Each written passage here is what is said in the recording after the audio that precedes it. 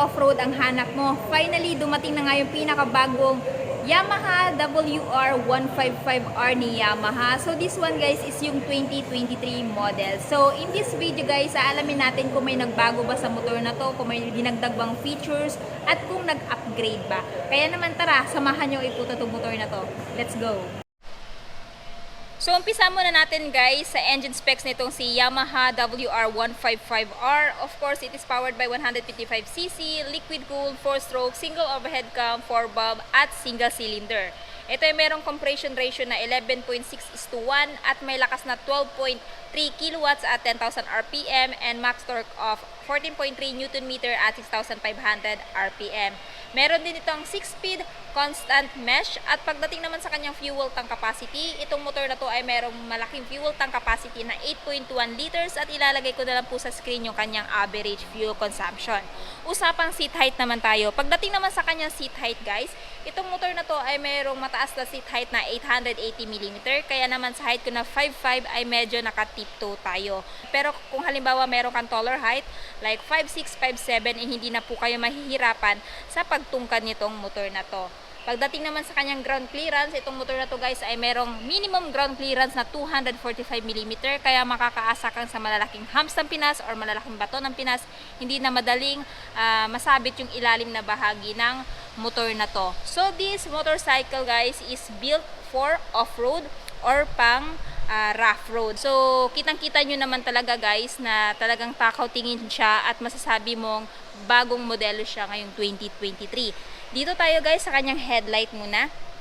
So ayan guys, may pangalan siya ditong WR. So kung mapapansin nyo, halos sa lahat na ng motor ni Yamaha is meron ng combination ng sayan like Fazio, MT-03, MT-15, ayan. And ngayon dinagdagan na ng Yamaha WR, and talaga makikita nyo talaga na napaka-astig at napaka-modern na talaga ng kulay niya. Ayan. So dito guys, aside sa decals niya dito, of course yung kanyang sticker na Yamaha, yung brand. Dito sa kanyang front fender, ayan guys, merong decals din dito na sayan. Tapos the rest is black na. Pagdating naman sa kanyang light guys, check natin. So siya po ay equipped pa rin ng bulb type light sa front. Turn signal is naka-bulb type pa rin. And sa kanyang telescopic fork suspension, ganun pa rin guys, hindi pa rin naman naka-inverted. Tapos may harang na din yung telescopic niya dito guys para maprotektahan yung telescopic niya sa mga bato-bato. And yung nagustuhan ko din dito guys is yung kanyang talagang mismong gulong, no? Ayan, gulong na talagang pang off-road at pang gaming. So meron din po siyang brand guys na IRC. Basta IRC, masasabi nyo pong di kalidad. Tapos pagdating naman sa rim niya, ayan, dito sa kanyang rim. So ang brand niya guys is DID, made in Japan. Ayan. So napaka-durable na din po nito kanyang rim. Of course, this one guys is tube type pa rin.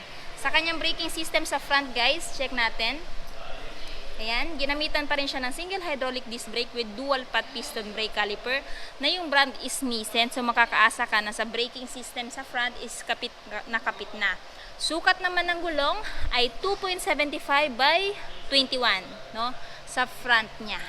So dito tayo. Ayan. Dito naman sa side, ito po yung itsura niya sa side guys. Dito is naka-decals. Ayan, W155R, yung pangalan and yung kanyang displacement. Tapos dito, nakasayan. Dito is parang naka-light and dark gray.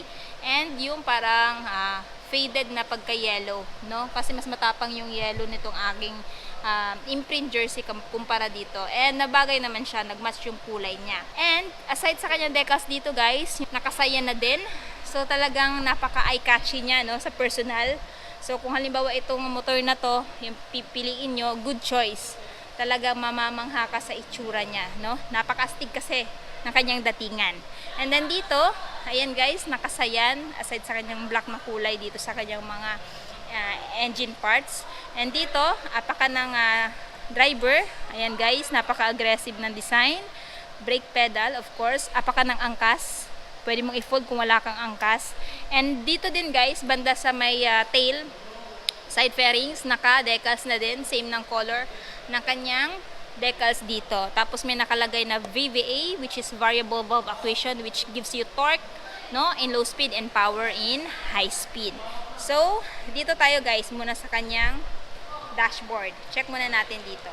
So, yung dashboard niya guys is ayan, digital instrument panel. So, yung information meron dito guys is yung RPM, speedometer, fuel gauge, yung trip, no? Trip F, at saka yung meron na din siyang gear indicator. So, hindi ka na manghuhula kung aling gear ka na, no? Tapos, merong isang button dito guys na pipindutin. Ayan, equip na din pala siya ng time. Convenient yun kung trabahante ka. F-echo indicator, average F-echo, odometer, trip 1, trip 2, at trip F. So, yun lang po yung nakakapaloob dito sa kanyang dashboard. Dito naman sa kanyang mga indicators, neutral, turn signal, high beam, low beam, at saka check engine. Ayan guys. Yun lang yung indicator meron dito. At yung logo ni Yamaha. Sa kanyang handlebar naman guys, naka matte black. Ayan, naked, obviously. Nandito yung kanyang kill switch off, activated, electric start. And, check natin. Wala na po siyang kickstart guys. So, aasa ka na lang po sa kanyang ayan, electric start.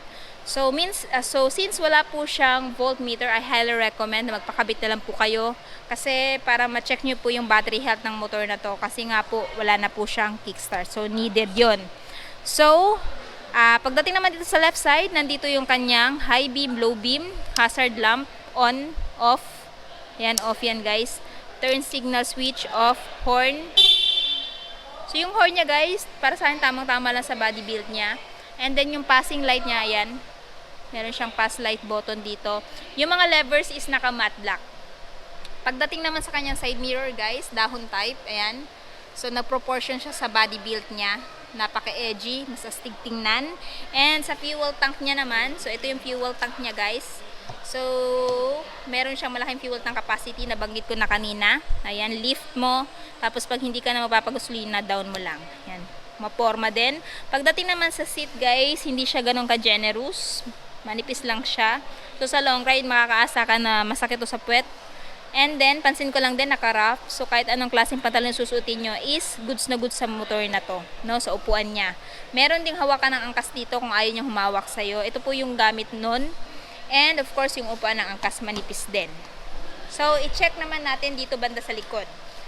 Ayan. So, dito naman sa likod, guys, ginamitan siya ng monoshock. Ayan yung monoshock niya, guys. Ganda ng kulay, yellow. Swing arm suspension. Yung kanyang swing arm, guys, is naka-matte black. Tapos, ginamitan siya ng single hydraulic disc brake with single pot piston brake caliper. Again, yung brand is Nissan. And dito sa likod naman na tire, ayan, naka-IRC pa rin. Tapos, yung sukat dito, guys, is 4.10 by 18. And, yan, naka-yantas pa rin, no? So, meaning, naka-tube type pa rin tong motor na to.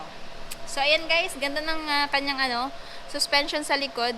Tinerno doon sa kulay na kanyang decals. Para sa akin, goods na goods yan. Tapos, malinis na din po yung design dito. Kung sakaling idadaan nyo to sa mapuputik na lugar, napakadali na lang din po nitong linisin. So, dito naman tayo sa taillight. Sa taillight, guys, bulb type pa rin. Turn signal is naka-bulb type pa rin. Hindi pa rin naman tinanggal yung ilaw ng plaka. Naka-reflectorize pa rin naman for added visibility pagkagabi. Of course, yung plate holder. Ayan. Same pa rin kagaya ng dati. Next, dito, ayan, may sticker ni Yamaha. May emblem dito. Goods na goods. Para sa akin yan. Yung decals niya, meron pa ring VVA. And yung kanyang, ayan guys, tambucho. May cover na din para hindi mapaso yung angkas mo kung sasampa. Matte black po yung texture niya maging dito. Yan. So, dito guys, apaka ng angkas. Ayan. Tapos yung kanyang, guys, chain may cover na din, plastic. Goods na goods para sa akin yan. And then dito, pansin ko lang, meron siyang design dito guys, sa side na parang honeycomb. So, maliit na detalye na kakadagdag aesthetics dito sa motor na to. Goods na goods pa rin para sa akin yan. Tapos, yung kanyang Yamaha sticker. Ayan guys.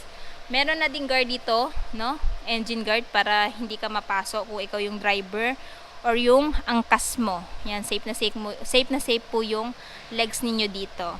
So, ayan. Ito yung kanyang sa transmission guys na 6-speed. Apakan ng driver, side stand, and hindi na po siya equip ng center stand. So, dito nga pala sa kanyang semi-double cradle frame guys, it provides excellent balance, rigidity, and stable handling when riding. So para sa akin, goods na goods din tong kanyang semi-cradle frame. Pagdating naman sa kanyang mga features guys, aside doon sa mga nabanggit ko, wala nang iba, no? Wala siya nung ASS at wala din siya nung quick shifter. So kung ano lang yung nabanggit ko guys, yun lamang po. So yung pinagkaiba lang po nitong 2023 model doon sa old version is yung kulay ng kanyang frame at kulay ng kanyang decals. The rest is same po, no? Maging yung kanyang presyo. So, kung ito na talaga yung dream na motorcycle ninyo or dream ninyo na motor na pang enduro or pang off-road, itong si Yamaha WR155R ay nagkakahalaga ng 180,000 kung bibilhin nyo ng cash. Yung down payment naman po niya is 18,000 at monthly for 3 years na 8,183 at syempre meron din po siyang rebates na 200.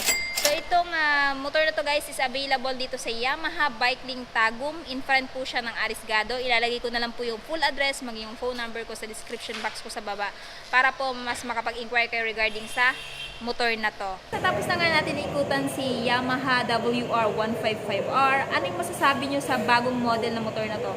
Sulit ba siya sa presyo niya? At ano yung katangian niya kung bakit siya i-consider nyo bilhin ngayon 2023? I want to know your thoughts below. At syempre, kung bago pa lang kayo sa channel ko at hindi pa nakapag-subscribe, huwag kalimutan mag-subscribe para ma-notify kayo once may bago tayong upload. So yun guys, hanggang dito na muna tayo. Ride safe and peace out!